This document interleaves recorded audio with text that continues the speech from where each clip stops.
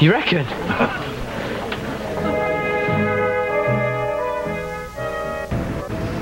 Television that watches out for you. The God Channel.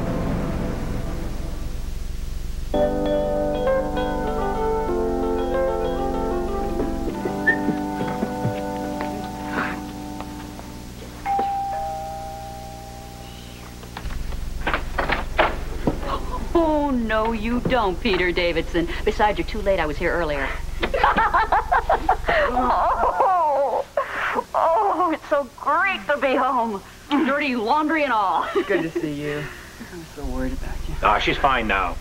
I was just trying to straighten up some stuff here. Here, let me take What a do you mean, coat. you were here earlier or what? Yeah. Oh, Sorry. thank you. Sure. Yeah, Dave brought me over here to get some things, and then he took me back to his place, and he cooked me a great dinner.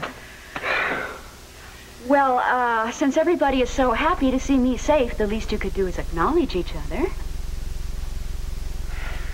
Peter? Thank you. Thanks for rescuing her. I appreciate it. Look, why don't I go into the kitchen and make us all a cup of coffee? Oh, no, you don't. This is my house. Besides, you cater to me enough at your place. Oh, that's all right. I'm sure you all have a lot of catching up to do.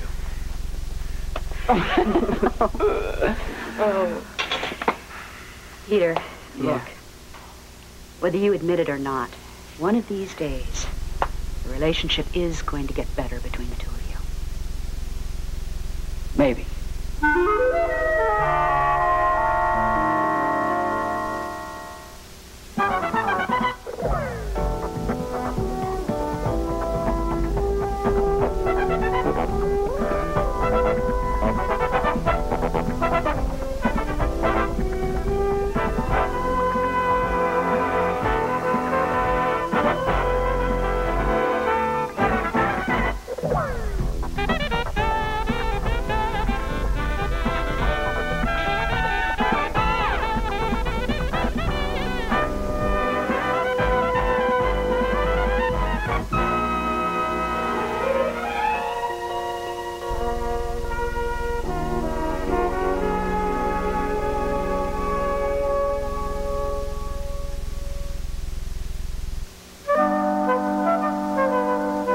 No, it's true. Now, if it hadn't been for Courtney, we probably wouldn't even have escaped. I'm serious. I thought I was in danger. Hey, you know what the really incredible thing was? When we were tied up there, you know what I did? I prayed for you and your safety. Hey, that's a first for you in a long time, isn't it? Well, I guess the old saying's true that there's no atheist in a foxhole, but I really thought I'd blown him. Well, you didn't. You know what else is amazing? That God can answer the prayer of a half-hearted kind of guy like me.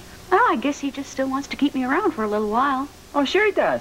Somebody's got to do the laundry. Yeah, somebody does. Hey, you know what else?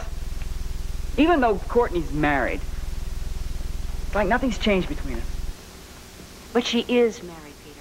And you can't allow things to stay the same. It's not fair for either of you. What if she wasn't? Now, what does a hypothetical question like that have to do with the reality of the situation? It might not be so hypothetical. Yeah, listen, I've been doing a little bit of research here, and I found out that since Vaughn is impotent, there might be some legal grounds for an annulment for this marriage. Oh, Peter. Yeah, that's true. I talked to Mr. Webster about this. He said if the guy doesn't consummate the marriage, then it's as if they were never married. Is this what you and Courtney were discussing while you were trying to find me in the Salaam Bible? Don't you see what I'm saying? If they were never married, there's a chance for her and me to get back together. I don't have to worry about any moral reservation. Yeah, maybe. What about the financial reasons? I mean, after all, isn't that why Courtney decided to marry Vaughn in the first place? Mm-hmm, yes. To help with her mother's care and to make sure that her father's business was solvent, yes. Well, then, doesn't that make any talk about annulment academic? No, because now she sees that her love and happiness is more important. That's what her mother was trying to tell her all along. And it took these few weeks to let her see the truth. See, Vaughn sort of tricked her, and she made a mistake. Now, the way I see it, and this is what I think that since there is a chance for an annulment, it could be an act of God. Yeah. Hey. God's half-hearted child is now presuming to know what divine intervention is? I think it could be a possibility, yes. Maybe it could be a possibility, but I would hesitate to call it that at this stage. Why?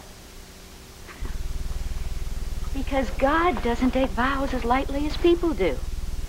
An annulment may possibly mean that Courtney's marriage never existed. But that is not what's important here, Peter. Look, Vaughn's impotence is a sickness. Now, even if it is psychological, it's still a type of illness. It needs treatment and care and understanding. Now, when Courtney recited her marriage vows, she said she was willing to stand by Vaughn in sickness or in health. Now, the reason those words are in the marriage vow is because everybody experiences sickness at some time in their life. And that's why at those times we may need the help of a mate to overcome. But he lied when he said the vow. Oh, did he? Yeah.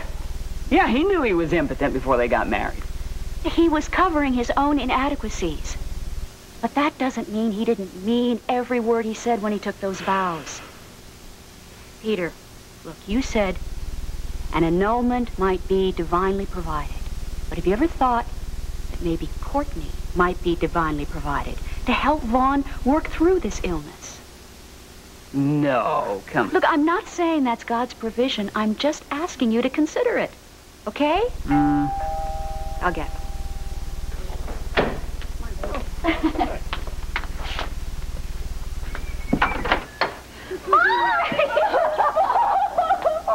You're all right. Yes, of course I'm all right. That's what Dave told you when he called you long distance. I know, but I still had to see you. You look great. Well, I've had some tender, loving care.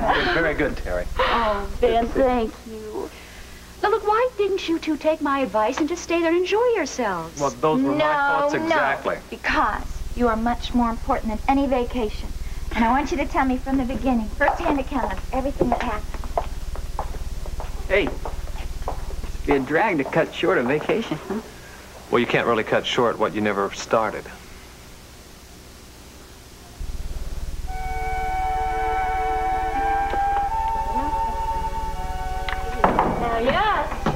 Oh, you're here.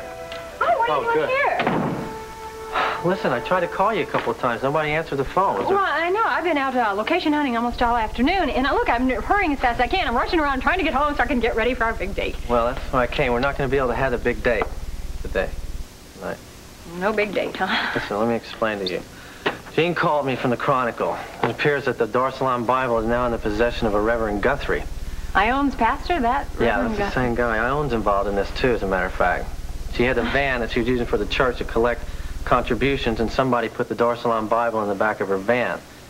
How on earth could that... Well, that's because, okay, Lance has been involved in this thing from the beginning, right? He took Peter's car and he took the Bible, right? Yeah. Yeah, okay. well, Peter, by coincidence, came by a gas station where Lance was. It's really crazy. Okay. Saw the car and stole the car again while Lance was inside. And he was supposed to be collecting stuff for Ione, clothes and everything for contributions. So what happened was, Ione came by Peter's place, got the stuff out of the car for the Reverend, and the Bible was in there. She thought that it was one of the contributions to the church, right? Okay. Maybe. Well, yeah, and so everything is now at the Reverend. So the Bible is at the Reverend Guthrie's, you see? Yeah. And so Brubaker and Jean have called this meeting together to see if we can work out a strategy to get the Bible back. Wait a minute. Now, why on earth do you need a strategy? Why don't Sergeant Brubaker and his men just get all together, go down and pick it up? Sergeant Brubaker has been released from the case. He's been suspended temporarily. But what happens now is the State Department's been really upset with the way this thing has been handled, the publicity and everything with the Doreen trio. So the Kingsley police force has had to lay off. So we're all getting together to try to work out a strategy to get the Bible back before Lance does, you see? We don't have much time here. Oh, okay. So I have a good idea. We probably don't need to break our date at all because we could have the most exciting evening we've ever had before. All right. That's a serious matter, okay? Well, I am serious. I want to go with you. Well, you can't go with me. I care too much for you to get you in any kind of danger like this. Lance might be there. And exactly how do you think I feel about you? Well, that's different.